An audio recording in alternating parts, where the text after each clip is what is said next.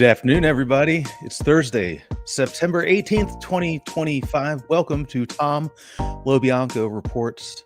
Today on the show, we are talking about the ongoing war against free speech by the White House. Later, I'll be joined by Aaron Terr. He is the Director of Public Advocacy at FIRE. It's the Foundation for Individual Rights and Expression. They've been doing some excellent work fighting back against these big government efforts to censor speech. Of course, the newest effort breaking last night and continuing into today's ABC News's Bob Iger, Disney's decision to suspend late-night comedian Jimmy Kimmel over comments he made about Charlie Kirk and Donald Trump. We'll be getting to that in a little bit. Before I get to the news today, I just want to open by talking about why I do this. Why am I not working at ABC? Why am I not trying to work at one of the places where many great journalism outfits where I used to work? I should note that ABC, all the places which are being targeted by the President of the United States for censorship right now are filled with amazing journalists. It is the key reason we know any of this. And many of them, my former colleagues, friends, people who I trust, people who I rely on to get you the news. So why am I not in there? Because if you say something, you could get canceled by the White House in this environment. That is just where we are. It's why I'm independent right now. If you're not already supporting 24-Site News, please make sure that you do. It's 24site.news, 24SIGHT.news. I want to talk a little bit about things that we can do. Previously, I've had on, if you guys watched yesterday, I'm sure you saw Reed Galen, a good friend and a very thoughtful leader on these things. We did a series of podcasts a few months ago with Trygve Olsen. Now, Trygve is Trygve. Trygve, also co-founder of the Lincoln Project, did a lot of democracy work overseas in Eastern Europe. Right? Trygve worked with people fighting against these neo-autocrats. And he wrote up 7 rules. How do you deal with this? Right? This is not new. How do you deal with people that want to get you fired for what you say? How do you deal with people who either are autocrats and dictators or are trying to become that, are behaving as such? All right. How do you handle that? Here's number 1. And he wrote these last year. They continue to be incredibly important. Rule number 1, play the game that you were in, not the one that you wish you were in. I think increasingly it's becoming clear to all of us here that we know what's happening, what Trump is trying to do here in the United States. So I think it's becoming increasingly clear what he is trying to do. So we understand the game. That's very good. That's very important. You have to start from there. Rule number 2, this is Jimmy Kimmel. This is all of us. This is what I do here every day at 24-Site News. Rule number 2, always speak truth to power. I remember we had Trygve on the podcast a couple months ago, and he made the point, you never know which little truth is going to be the one that finally breaks the dam. Each little truth is important. All right. They build to the big truth. All right. This topples eventually the big lie and the big lies that we're facing right now. Rule number 3, gotta be careful. Don't hand the autocrats the hammer to beat you with. All right. Remember that this battle is not about policy or ideology, Trygve writes. They will use what you say to divide you from your allies. Rule number 4, this is really important. This is some George Orwell stuff right here. Okay. Rule number 4, authoritarians must live in a truth-free present. So what does that mean? A couple things. Number 1, it means constantly flooding the zone with lies in order to create confusion. It also means not talking about the past the true history, the accurate history, or the future. Why is that interesting? Because the past is a time when the dictator, authoritarian, wannabe authoritarian did not have power. And the future is a time when they don't either. All right, so this is very important for reminding people of where we are. Rule number 5, use their tactics against them. Trigby calls this using zero-sum judo. All right, use big truths, marginalization, make them dependent, mock their disinformation, divide and conquer their power structure. Rule number 6, stand with anybody who will stand with you in this. Trigby calls this the Stalin rule out of World War II. I mean, there was a time where we stood with Soviet Russia because we had a bigger enemy, Hitler and the Nazis. Okay, so whatever you might think of folks who you might have had some differences in the past before, right, now's the time to stand together. And then the other thing here is rule number 7, the final one, attack their vertical power structure. This is pretty interesting. This is some pretty high-level political strategy and thought. Go after the weak points, okay? Go after the weak points of where they are exposed, all right? Authoritarian regimes, wannabe authoritarian regimes are actually surprisingly brittle. All right.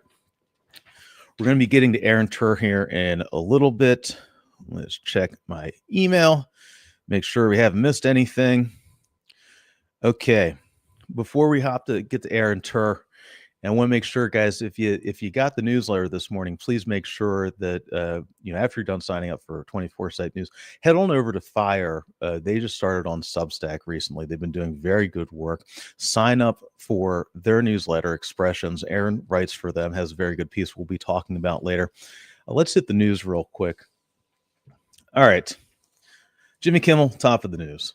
All right, here's Rolling Stone has a very good write-up on this. I'd also recommend Oliver Darcy at Status News, former longtime CNN media reporter, now, like me, out here in the independent space where we cannot be canceled. Thank God.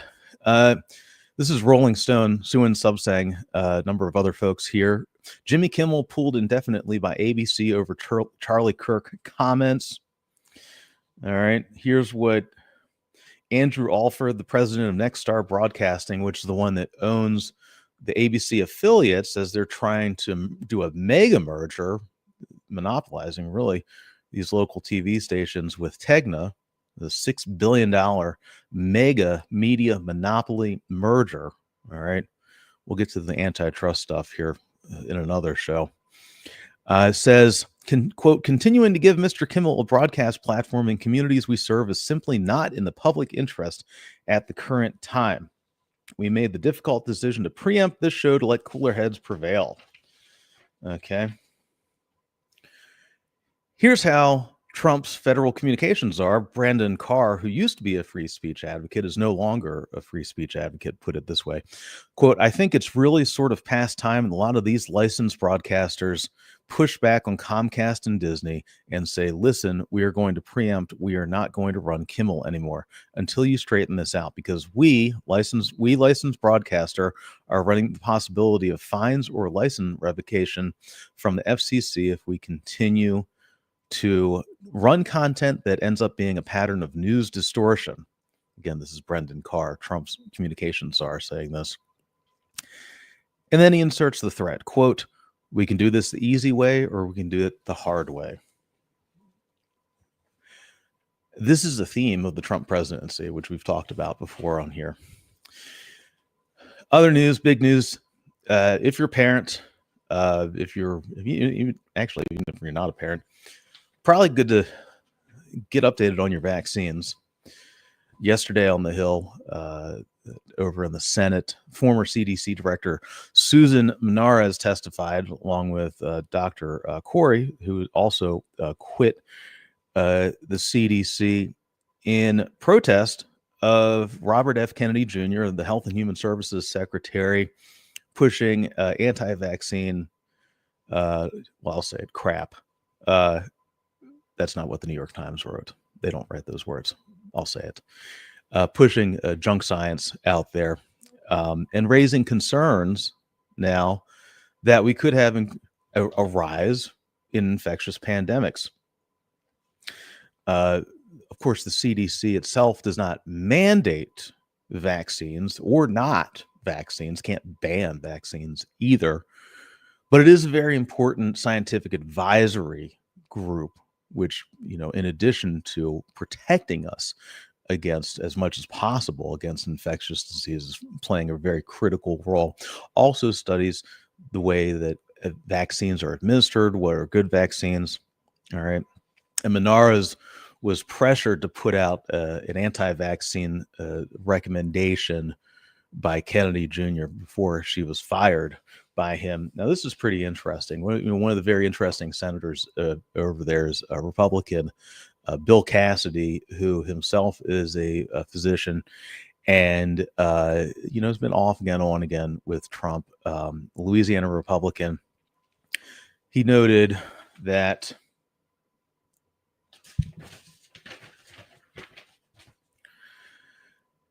Mr. Kennedy has long condemned the recommended slate of childhood vaccines. In particular, this is the New York Times. He has called into question the hepatitis B shot that newborns receive. Several senators raised questions about the recommendation during the hearing. Senator Bill Cassidy, a Republican of Indiana, chairman of the Health Committee, and himself a liver specialist, closed the hearing by speaking passionately about how the rates of disease fell in the decade after CDC recommended the hepatitis B shot for newborns. Quote, "That is an accomplishment to make America healthy again," he said.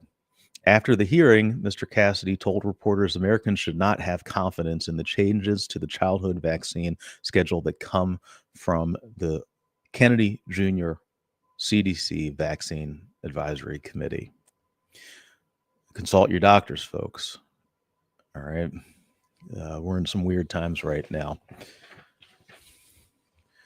course, we're going to be going deeper here in a second. Let's bring on, I guess, joining me now, before I bring them on, I want to mention, please sign up, 24 Site News. We do this every day. You get Tom LoBianco reports, get the email. All right, make sure we find out what we're talking about, what we're digging into. Turns out we're all free speech warriors now, as the White House comes after anybody that says stuff that they don't like. So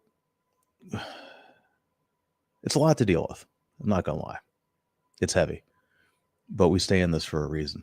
Make sure to catch us at 8 p.m. on the replay on Political Voices Network over on YouTube. Now, I'm very excited to have Aaron Terr from FIRE. Let's bring on Aaron. Hey, Aaron, how are you, man? Hey, Tom. I'm a little busy, but I'm trying to hold it together. Yeah, it's. I can say there's no doubt that I've been working at FIRE for about 4.5 years now, and this is the busiest week I've ever had. It's just we don't have time to address one incident or thing that comes or something that the administration said before like 5 new things pop up. Yeah. Thank you for what you're doing. Thank you for what the entire FIRE team is doing. It's honored, man. Really, you guys were free speech champions, before it was cool. Free speech, First Amendment defenders. Now that it is cool, and onward through thick and thin. Yeah, I hope it's still cool. I think so. I fucking love it. Well, tell us a little bit about what FIRE does, real quick, and your job over there. Sure. So FIRE is a nonpartisan nonprofit dedicated to defending free speech and free thought for all Americans. We take the nonpartisan part very seriously. So we don't care what your political views are, if you're a Democrat, Republican, communist, fascist, libertarian, or anything in between. If your speech is protected, we'll defend your right to say it. And we also protect free speech as a cultural value. So not just as a legal restraint on the government, but we try to promote it as an important value that underlies our democracy and is important to our way of life. And we want to ensure that as many Americans as possible believe in it. If only because if we lose faith in it as a cultural value, then it Mm. probably won't be long before people start to question whether we should remove legal protections for it as well. Yeah. Here, let's. So before we dive in on Kimmel, I'll read the latest from Fire statement here issued today. And again, go check out Fire. It's the Foundation for Individual Rights and Expression. Find them on Substack. Find them on X, all good social media platforms. You name it. Here is Fire's official statement today. FCC Chairman Brendan Carr is once again abusing his position, trying to assert government control over public discourse, spuriously invoking the, quote, public interest standard to selectively target speech that the government dislikes. President Trump has recently called for the FCC to revoke ABC's broadcast license because he does not like the way the network and Jimmy Kimmel in particular speaks about him. Just yesterday, Trump suggested to a reporter that Attorney General Pam Bondi's statement about prosecuting, quote, hate speech might mean she will go after ABC, quote, because you treat me so unfairly, it's hate. Now Carr's threatening ABC for comments about Charlie Kirk's shooter that Kimmel made during his opening monologue on Monday, insinuating that the shooter was, quote, part of the MAGA gang. The FCC has no authority to control what a late-night TV host can say, and the First Amendment protects Americans' rights to speculate on current events, even if those speculations later turn out to be incorrect. Subjecting broadcasters to regulatory liability when anyone on their network gets something wrong would turn the FCC into an arbiter of truth and cast an intolerable chill over the airwaves. Amen. Amen. And by the way, yeah, everything you just said is something that the current FCC chair, Brendan Carr, used to believe. If you go digging up things that he said for the few years before he was appointed chairman, but apparently he's had a major change of heart. Yeah, there's hypocrisy and then there's hypocrisy, which is what we seem to have right here.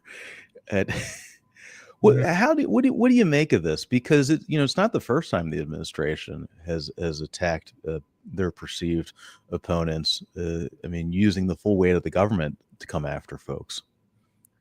Well, exactly. This isn't, in some ways, what's happening right now isn't new or unprecedented for this administration, because there has been already a fairly systematic and aggressive use of government power to target people who disagree with the administration's policies or in some way oppose its agenda, or media that provide what they deem to be unflattering coverage of the president.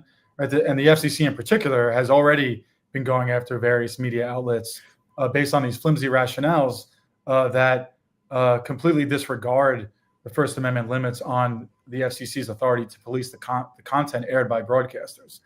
Now, I think a lot of people have a misunderstanding that this vague public interest standard or these other very narrow policies that are, by the way, are constitutionally suspect, but even assuming that they are constitutional, they're very narrow exceptions that absolutely do not apply to a late night host making some brief comment about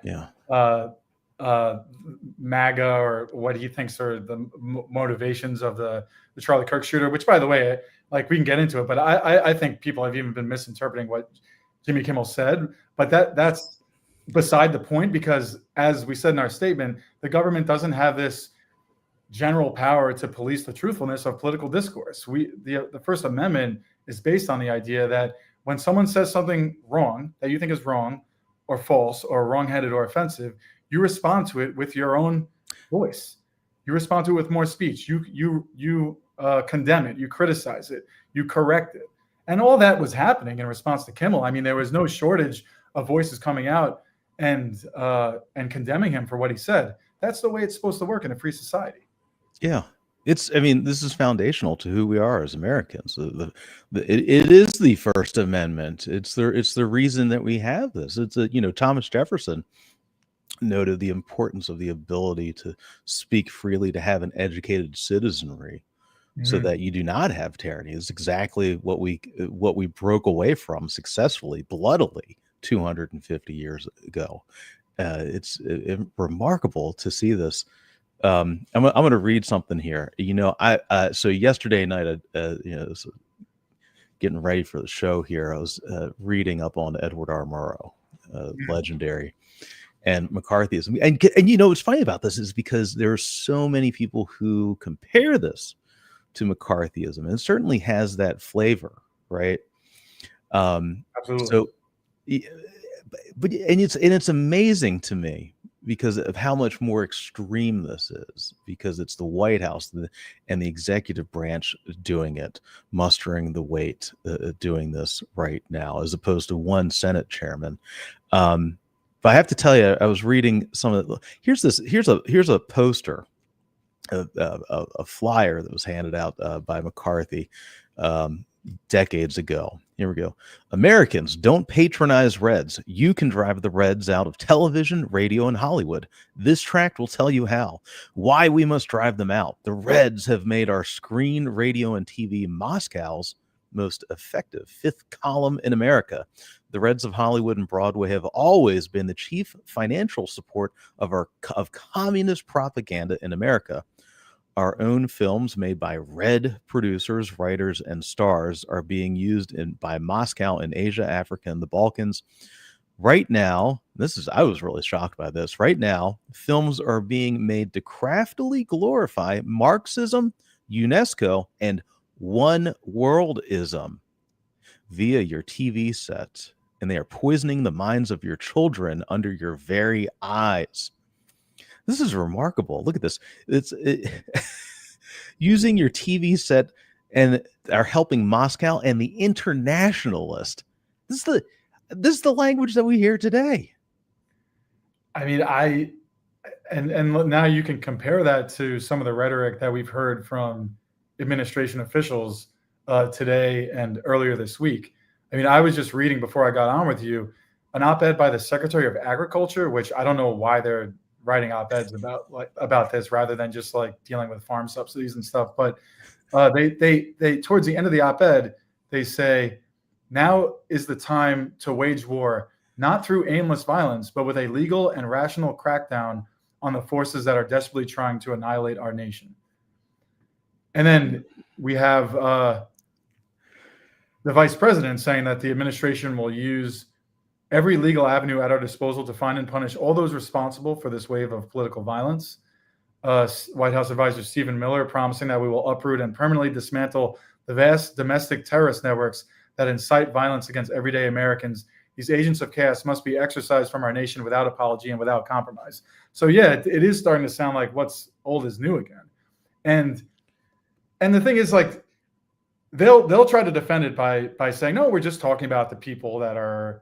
It's just the Mott and Bailey thing, right? Where you come out with this very loose, broad rhetoric that sounds like you're setting the stage for this massive crackdown on dissenting viewpoints, right? But then the administration's defenders, I just know they're going to say, well, no, they're talking about people who actually threaten violence or people who engage in violence, people who incite violence.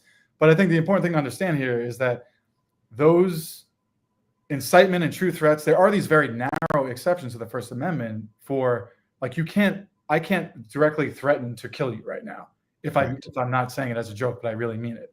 Yeah. And you can't incite violence, but incitement is a narrow legal standard that means speech that's intended to and likely to provoke immediate unlawful violence. So we're talking about like a torch-bearing mob standing outside someone's house and the leader says, burn it down, right? That would be incitement. But what they're trying to do is expand it, right, to anyone who says anything that basically could result in some undefined point in the future, somebody somewhere committing a violent act. And that just sets the stage, right, for suppressing a whole range of speech on controversial political issues, right? You can argue, and going both ways. I mean, you could easily argue, right, that people protesting police brutality is going to result in somebody killing a police officer. And that is something that's happened. You can argue that like really passionate anti-abortion advocacy, calling abortion murder, is going to result in somebody murdering an abortion provider. That's also something that has happened. You know, there are disturbed individuals in our society who are going to commit violent acts, and it sometimes might be inspired by, or at least kind of latch on to some political issue in the zeitgeist as a justification, although usually they have some kind of mental illness on top of that. And we can't let that dictate the the acceptable limits of political discourse, or else there will be nothing left to say. Right, right. And folks, you can find the link in the newsletter this morning. Here's the latest from Aaron, which he goes into this dissecting. Not just an advocacy group, but FIRE is stacked with lawyers who understand this stuff. Okay, Aaron, your legal background here is just incredibly helpful as we navigate this. A reminder that beyond veiled threats of a White House, there's law. Here's constitutional bedrock that we're dealing with. Now, you talk about this. I want to point out, of course, as you alluded to earlier, that FIRE, has been active for many years supporting anybody who is being censored wrongly here. You guys grew out of support on college campuses. Really, if take away the incendiary comments that Charlie Kirk built, right? Put those to the side, and we could deal with those comments at another time. But one of the things, a lot of overlap in what you guys were doing. At the same time Charlie Kirk was there, you guys are on campuses supporting open debate, supporting free speech, supporting why we are here. I want to ask you, what do you see the FCC's role in regulating these social media companies about this, and the impact on Americans' opinions, and how we could have, whether that's useful in having an improved national conversation here? Because this is, especially in the digital space, what is free and open speech versus what is insightful. Has been a raging debate for years now. Yeah, well, one thing I'll say real quick is that the FCC has no authority to regulate social media. They only have authority over over-the-air broadcasters. Now, please don't put that idea out into the universe, because I don't want Brendan Carr to start thinking that he can now start investigating Twitter for things that people say on there. But of course there are calls by many other government officials at both the state and federal level to regulate social media. But the First Amendment applies to social media the way it does to speech in any other medium. The same First Amendment exceptions apply. No, you can't threaten violence. You can't directly incite immediate violence. But you can express opinions that other people find hateful or offensive. And again, this is an extremely important principle, because we just don't want the government to have the power to decide what speech is too hateful or offensive to be uttered, because we just know where that leads. That kind of power is inherently subjective, and once granted, it is inevitably used to protect allies of whatever party is currently in power, and to punish critics and dissenters. And that's true whether you have Democrats or Republicans in power. And I think what a lot of people are forgetting right now is that power shifts. And so the way that they are just ratcheting up the censorship and setting new precedents for government crackdowns on speech, you're leaving a loaded gun on the table that can be picked up by the next administration to use against the other side. And look, and I often hear a lot of pushback about how, well, that's actually what's happening now. Like the left was doing it for many years, and the right's responding in kind. And look, we have called out the left for many years for trying to promote restrictions on hate speech and regulating misinformation. And FIRE will consistently oppose the Biden administration's efforts to pressure social media companies to censor that type of speech. But I learned when I was young that two wrongs don't make a right. And so the answer to that is not to ratchet it up and keep engaging. I saw someone online say, I get that the left engage in censorship, but I'd rather not engage in this tit for tat until we just end up in a banana republic. And that's exactly right. It now is more important than ever for there to be a greater consensus that we restore the fundamental values that make this country great and free, including foremost freedom of expression. It's in everybody's interest. And so you need to protect that speech, that type of freedom, not just for yourself, but for those on the other side of the aisle. Researching everything earlier, I was reading. There have been so many examples of the MAGA online mob going after folks, getting folks fired. From all the way at the top, Matthew Dowd, Karen Attiah at the Washington Post, for making accurate and protected statements. All right. But also now going after teachers. Here's one out of this is Oskaloosa teacher fired after post in wake of Charlie Kirk's death. And this the station here, KCCI, was interviewing some of the parents out there. And I was really shocked by this.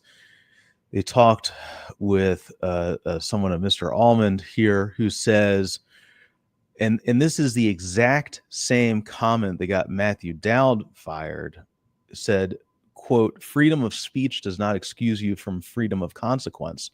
Now, this is the rationale used by one of the parents trying to get this, who successfully got a teacher fired for protected statements. It's just really, I see people, referring to Gandhi. Well, Gandhi is the one who said an eye for the eye leaves the world blind. All right. That's where we are. All right. So, Aaron, I want to ask you, folks, just a reminder that we do questions at the end of the show here.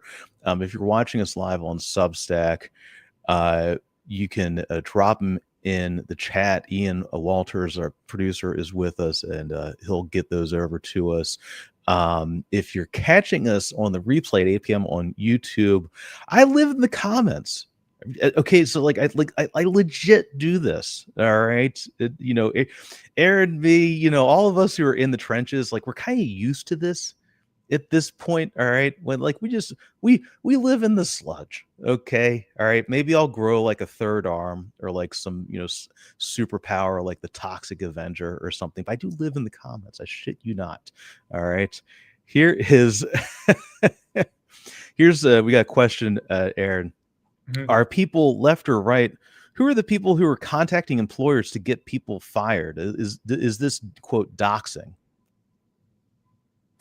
Well, doxing is one of those terms, kind of like hate speech, that's really kind of vague. People use it in a lot of different ways. I think the way it originated was if someone was in a online forum anonymously, and somebody revealed their identity, their name, maybe their contact information, their address, is putting someone's employer on blast or on a public platform, doxing. I mean, if that's already public information, I feel like it's hard to call something doxing if it's already public information. If they are commenting anonymously and you expose their identity, yeah, I think that's a form of doxing. It's not necessarily illegal. But I do think there is an argument that, especially when it comes to, we're talking about the private sector and private employers, they of course aren't bound by the First Amendment, and they do have a right to fire employees for things that they say on or off the clock.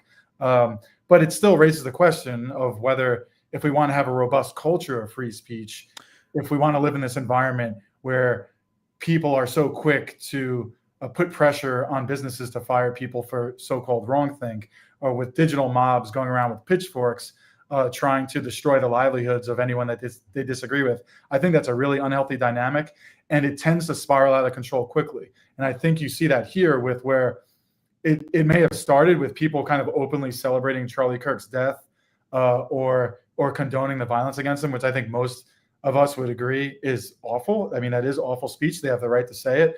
And there may be some businesses that say, look, that's so misaligned with our values that we're going to part ways.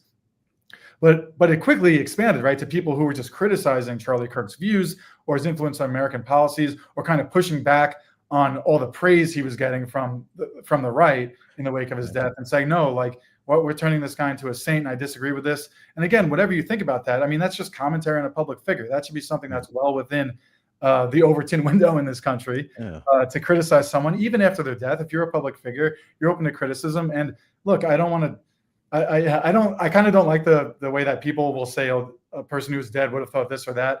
But I think Charlie Kirk said enough about free speech himself that he would have not supported people being fired for disagreeing with his views. His whole shtick was going on college campuses and debating people and challenge and inviting them to challenge his positions on things.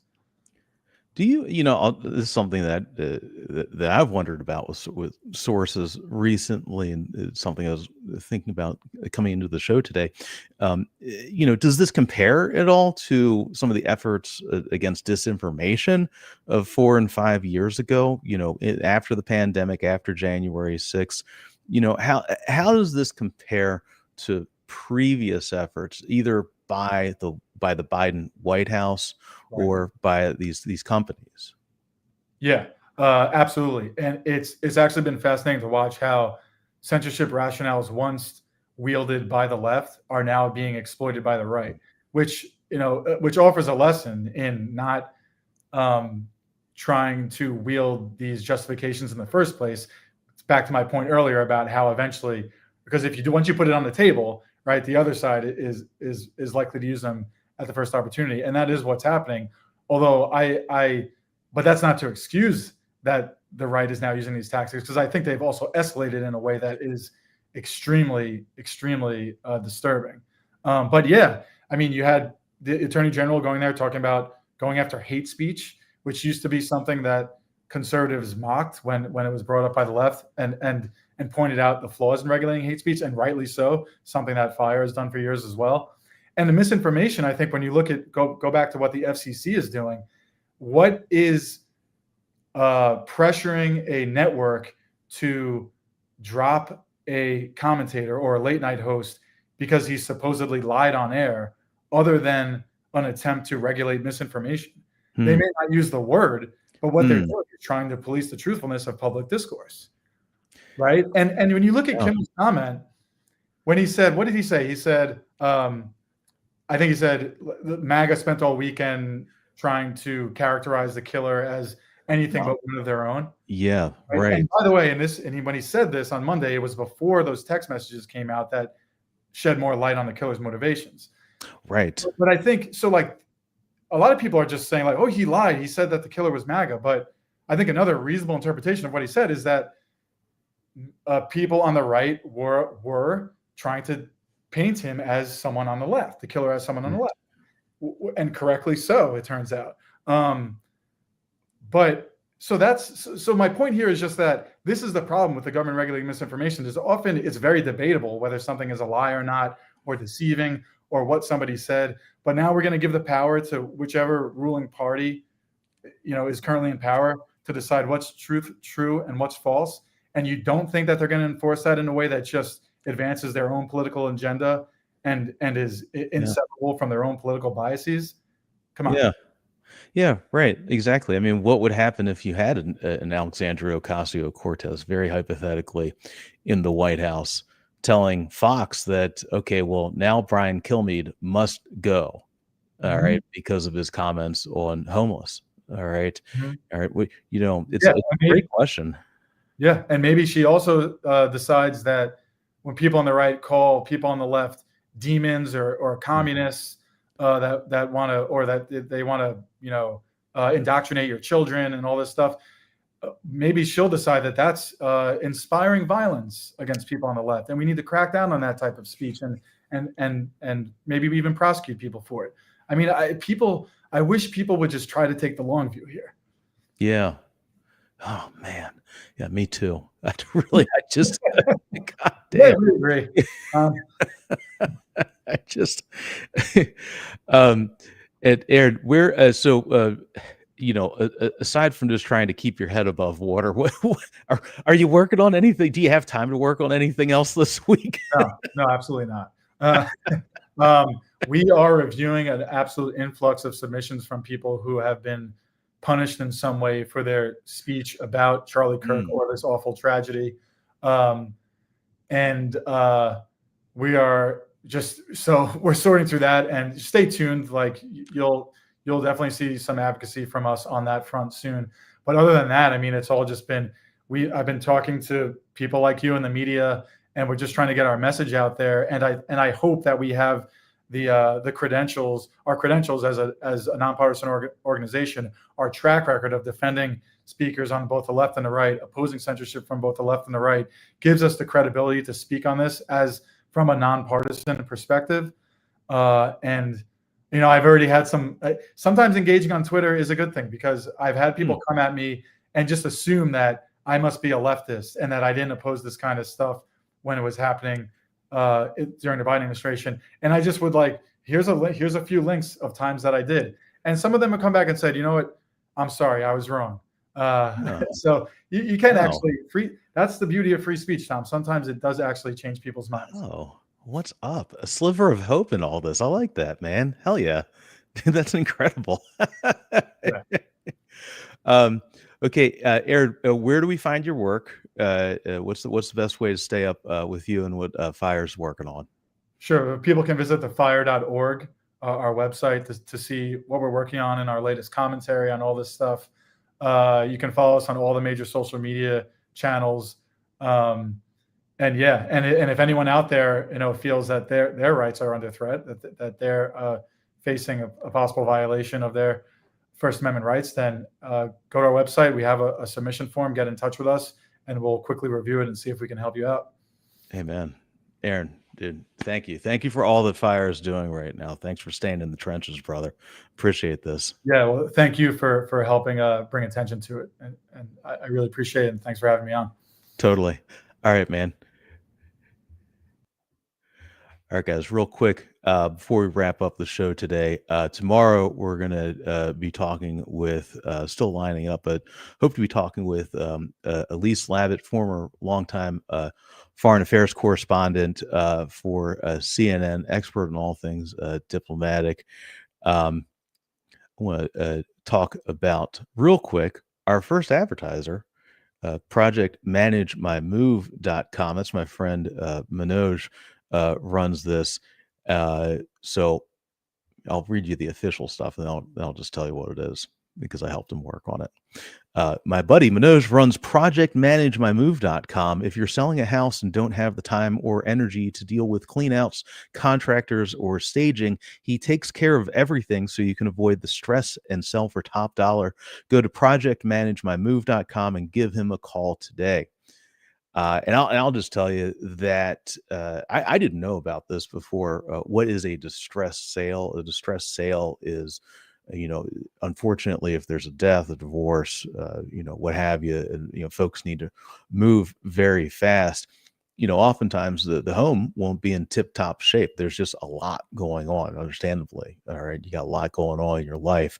All right. So you put it on the market, you might not be getting everything that you could be getting for it. So what Manoj does is he works with the contractors to not just pretty up the place, as we would say in Baltimore, but to improve the value to where the house is really worth. And we're talking, maybe tens, 20, 30,000, 40,000, maybe even up to $100,000 more in home value that he gets for you by working with these contractors to come and do some pretty basic things. So it's pretty cool. I'd never heard of this before. So projectmanagemymove.com, and a big thanks. And folks, if you'd like to support independent journalism, we do this here at 24 Site News, not controlled by Nexstar or any other billionaire, not Jeff Bezos, not Larry Ellison, not anybody who's trying to put a clamp down on free speech, but we do need support to do that. So big thanks to Manoj, Project Manage My Move. Get in touch. You can reply to the email if you'd like to support independent journalism. And big thanks for being here, guys. All right. We're in some tough times for sure, but we're doing this together. We're plowing ahead. All right. I want to thank Ian Walters, producer, our friends over at Political Voices Network. If you missed this earlier today, please make sure to catch the replay at 8 p.m. on Political Voices Network. I'll be there in the comments. Really. I will hang out. Okay. You can drop your thoughts in there. Thanks for being here, folks.